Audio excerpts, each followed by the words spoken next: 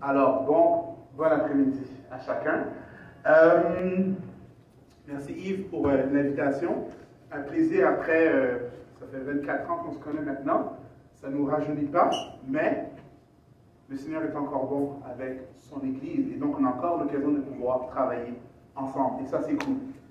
Yves m'avait demandé durant la semaine d'envoyer le titre du message et un petit résumé en une ou deux phrases du message en tant que tel. Je pense que c'était pour YouTube. Et je me suis rendu compte que je n'avais pas réfléchi à un titre du message. J'étais concentré sur le message sans nécessairement passer au titre. Et finalement, le titre que j'ai envoyé, c'était « Le potentiel d'une vie transformée par la parole ». Je vais répéter. Le potentiel d'une vie transformée par la parole.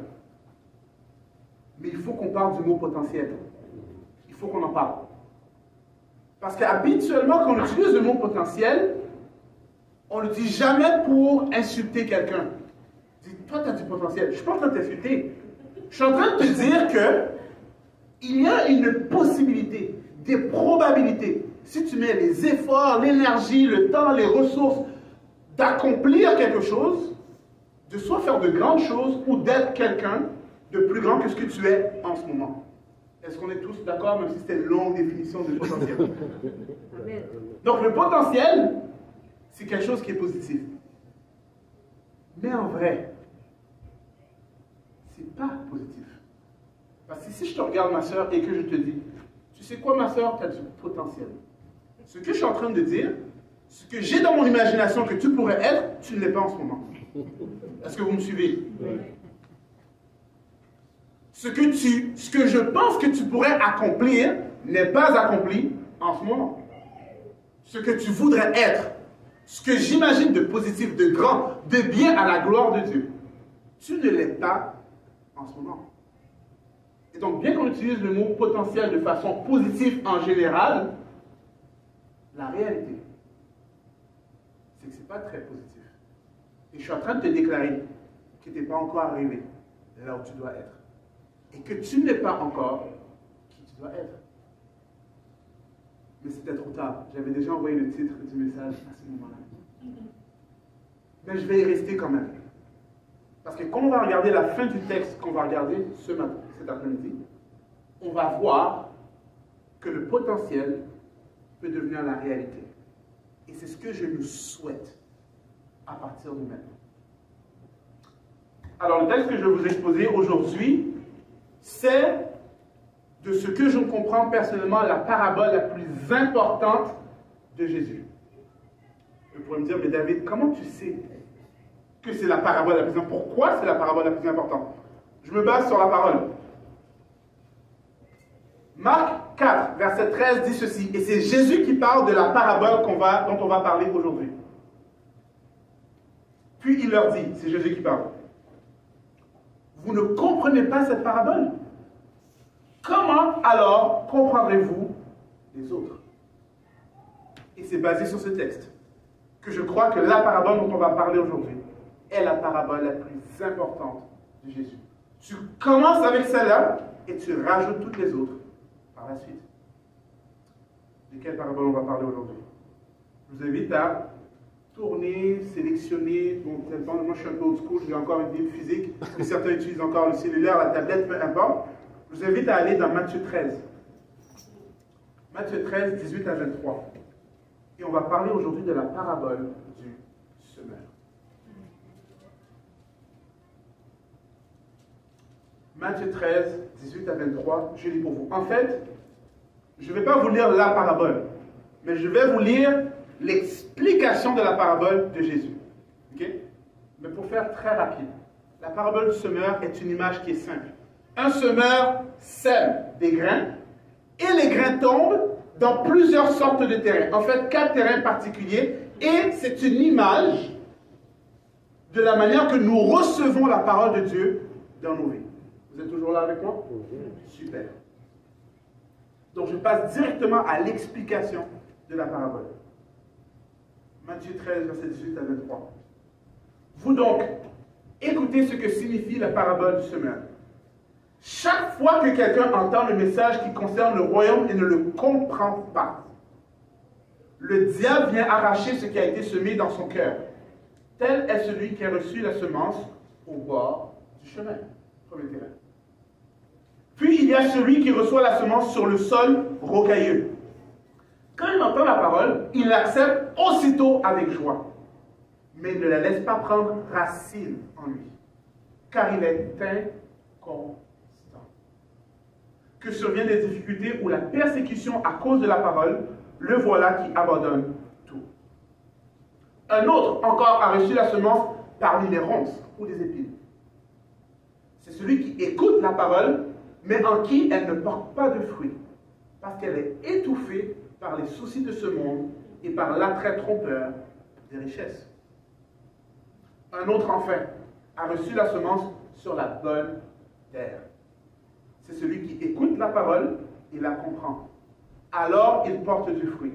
Chez l'un, un grain en rapporte 100. Chez un autre, 1. Un autre, 60. Chez un autre, 30. Parole du Seigneur. Allons-y au travers des 4 terrains, particulièrement des 3 premiers. C'est les 3 premiers qui m'intéressent particulièrement par rapport au potentiel d'une vie transformée par la parole. Chaque fois que quelqu'un entend le message qui concerne le royaume, il ne le comprend pas. Le diable, écoutez-moi bien, le diable vient arracher ce qui a été semé dans son cœur. Tel est celui qui a reçu le semence au bord du chemin. J'étais sous le choc la première fois que j'ai lu ce texte. Vous savez pourquoi? Comment est-ce possible que le diable puisse voler quelque chose que Dieu a planté? Pour moi, ça faisait absolument aucun sens. Si c'est Dieu qui l'a planté, tu ne peux pas toucher à ça. Ni moi, ni toi, ni le diable. Et j'ai commencé à observer plus le texte. Et j'ai continué à réfléchir au texte.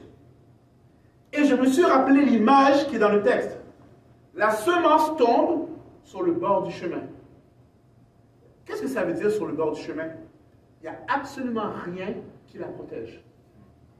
Par le terrain humain, n'importe quelle personne peut voir la semence, la prendre, partir avec. Un oiseau du haut du ciel peut la voir, parce qu'il n'est pas parmi les herbes ni quoi que ce soit, peut la voir, la manger et partir avec. Il n'y a aucune protection sur cette parole. Ma question pour vous, c'est, en ce qui concerne le fait d'écouter la parole de Dieu, ou les différentes façons que Dieu a à parler, prédication, louange, film chrétien, etc., podcast, etc., etc., es-tu disponible? Et c'est toute la différence entre entendre et écouter. Le couple qui vient de partir, 6 ans de mariage, gloire à Dieu, merci Seigneur. Je suis sûr que j'aurais pu le prendre comme exemple, mais je prends mon exemple, juste pour que personne ne se sente coupable ici. Surtout mes frères. Le nombre de fois que notre épouse nous parle. Et nous, tout ce qu'on entend, c'est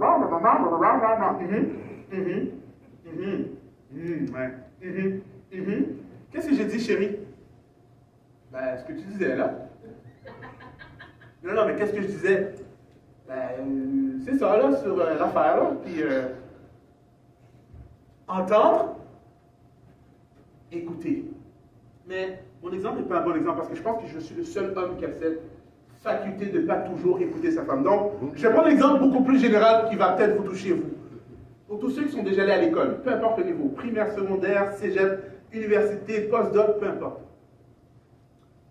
On est en classe, surtout primaire, secondaire, cégep, ça peut être souvent comme ça, parce qu'on a des collègues qu'on aime bien, des amis, etc. On est en classe, on est relax, les étudiants sont là, on s'envoie des petits mots, on pense à toutes sortes de choses, etc. Et le prof parle. Il donne son cours de maths, français, histoire, peu importe. Il parle. Et il parle. Et tu entends ce qu'il dit. Mais il y a 5 mots.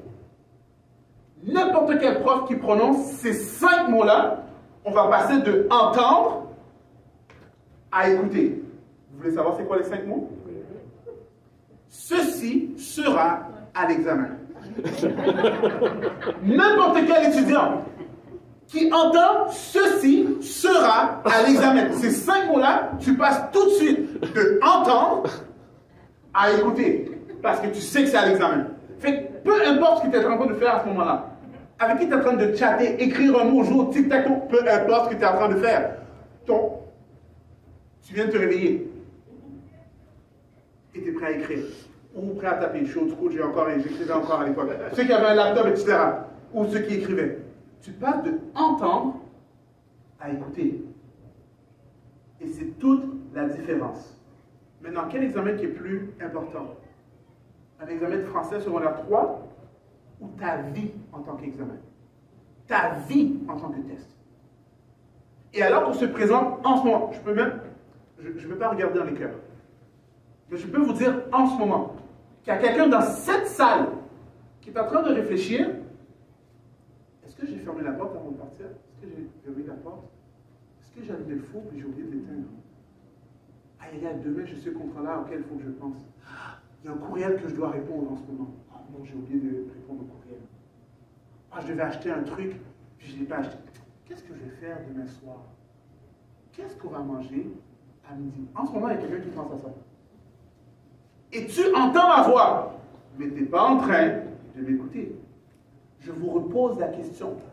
Est-ce que la parole que Dieu sème dans votre cœur, elle est-tu au bord du chemin? Pas exposée, pas protégée, et vous n'en prenez pas soin? C'est une question que je vous pose. Parce qu'à chaque fois que Dieu parle, il y a le potentiel d'être transformé complètement à tous les niveaux de notre vie. Physiquement, émotionnellement, spirituellement, relationnellement, à tous les niveaux. Mais si tu ne captes pas cette parole, le diable vient, l'arrache et part avec. Mais ne vous inquiétez pas. Malgré le ton dur que je peux avoir avec vous en ce moment, la grâce de Dieu surabonde, même si ce que je dis est vrai. Voici ce que Jésus dit aux responsables de l'église de Laodicée. Alors qu'il venait de lui dire, tu n'es ni froid ni bouillant, tu es donc tiède. Et à cause que tu es tiède, je vais te vomir de ma bouche. C'est ce que Jésus, pas un prédicateur, Jésus lui-même dit aux responsables de l'église de Laodicée. Mais après ces paroles, voici ce qui est dit. Apocalypse 3, verset 19 à 20. Moi, c'est Jésus qui parle. Moi, ceux que j'aime, je les reprends et je les corrige. Fais donc preuve de zèle et change. Voici, et voici la parole d'encouragement pour vous par rapport à ça. Voici, je me tiens devant la porte et je frappe. Si quelqu'un entend ma voix et ouvre la porte, j'entrerai chez lui et je dînerai avec lui et lui avec moi. Pour toutes les occasions où tu as laissé la parole du Seigneur sur le bord du chemin, que tu as perdu, je veux te dire, Dieu fait grâce. Et il parle constamment. Es-tu disponible pour entendre cette parole qui doit transformer ta vie? Première question, est-ce que tu écoutes? La différence entre entendre et écouter. Deuxième partie d'un texte, deuxième terrain. Puis il y a celui qui reçoit la semence sur le sol rocailleux. Quand il entend la parole, il l'accepte aussitôt avec joie. Mais il ne la laisse pas prendre racine en lui, car il est inconstant. Que surviennent des difficultés ou la persécution à cause de cette parole. Le voilà qui abandonne tout. Deuxième partie.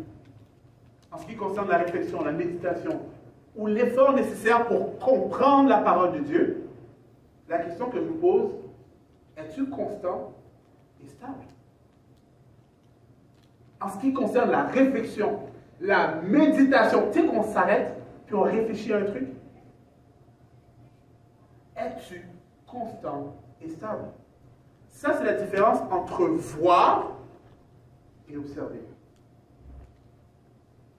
Je donne un petit témoignage là-dessus. Donc, on a une fille, Sarah et moi, on a une fille de 21 mois. Très éveillée, très curieuse, elle regarde tout, elle voit tout.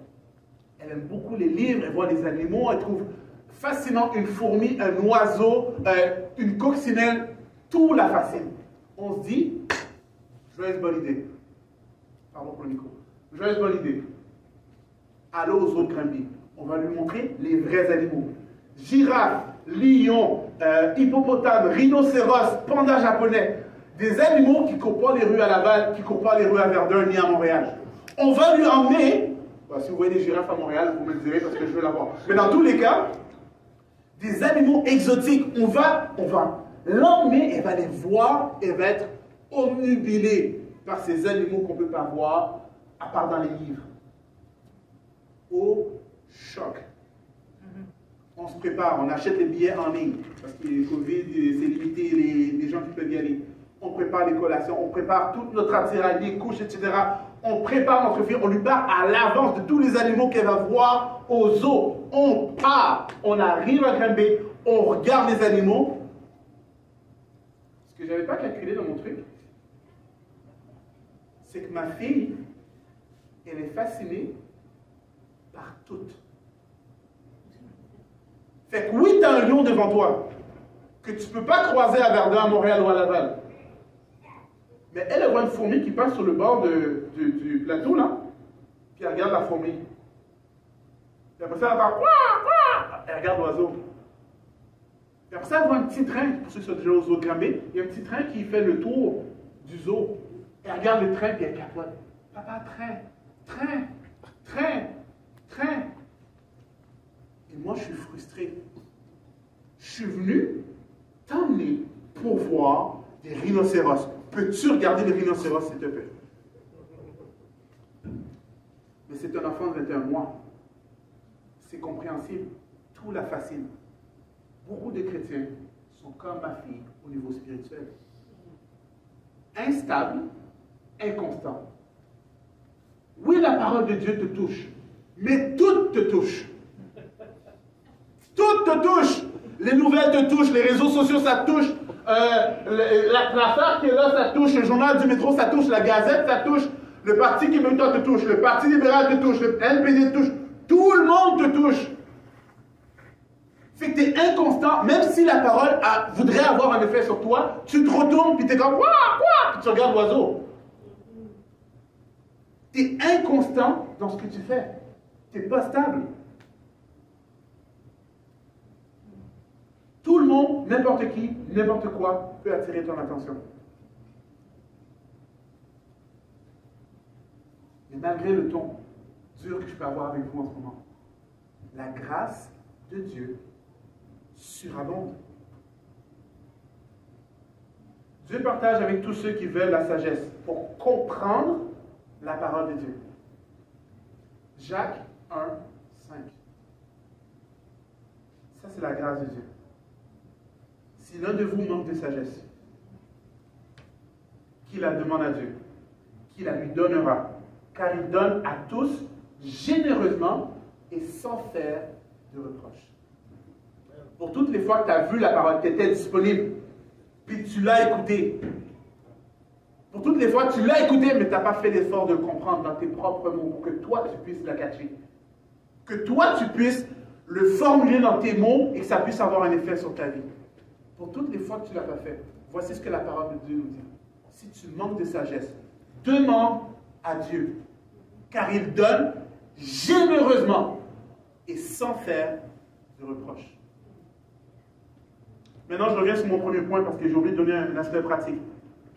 J'ai posé la question, es-tu disponible?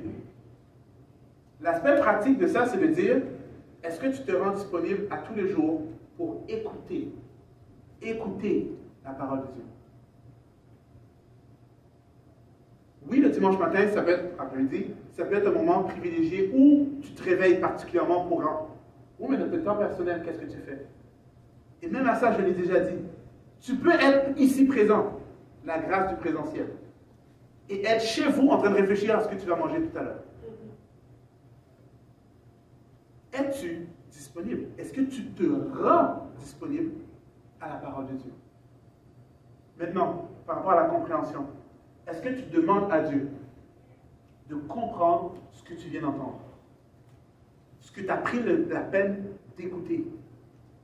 Est-ce que tu demandes à Dieu de le formuler dans tes mots pour que ça devienne personnel. Pas juste ce que la parole dit, mais ce que je dis à cause de la parole. Comment ma façon de réfléchir a changé à cause de la parole. Troisième terrain.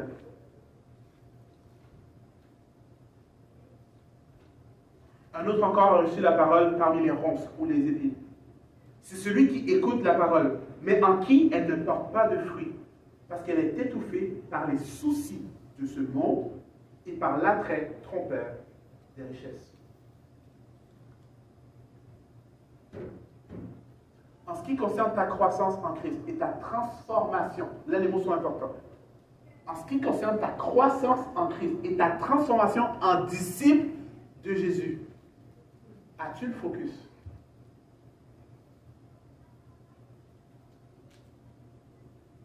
C'est toute la différence entre être actif et être intentionnel. Je donne mon témoignage à moi. En 2016, à la fin 2016, j'ai décidé de perdre du poids. Ça faisait 20 ans que je prends cette décision-là, mais bon. En 2016, j'ai décidé, j'ai pris la décision. Et pour perdre du poids, la recette est très simple. Très, très, très simple. Tu veux perdre du poids, il faut que tu dépenses plus d'énergie que tu en absorbes. C'est tout. That's it.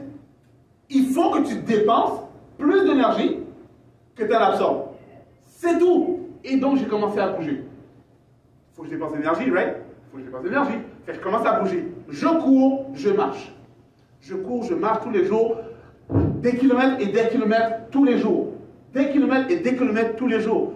Le problème, c'est que moi, je sais que je bouge. Fait que je dépense de l'énergie. Quand je rentre à la maison, il faut bien que je me récompense un peu.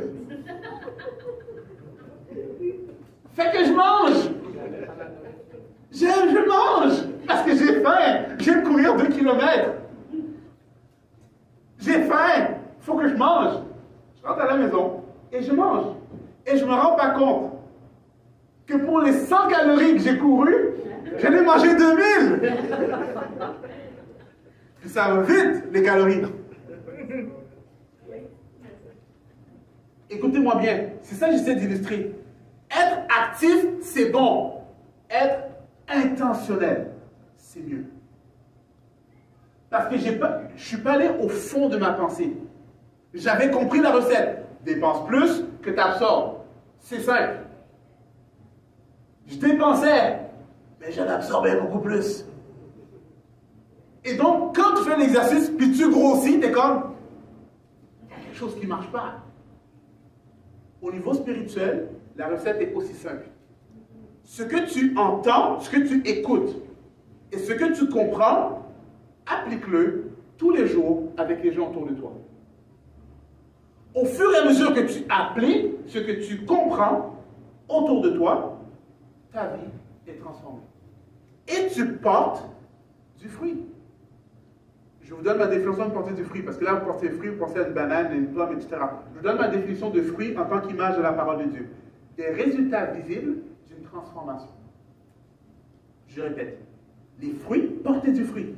C'est les résultats visibles d'une transformation.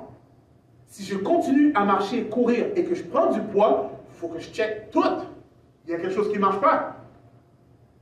Et quand j'ai commencé à observer toutes mes affaires, ah ouais, fait que le gâteau carotte, puis mes West, puis le gâteau vachon que j'ai mangé après, c'était peut-être pas une bonne idée.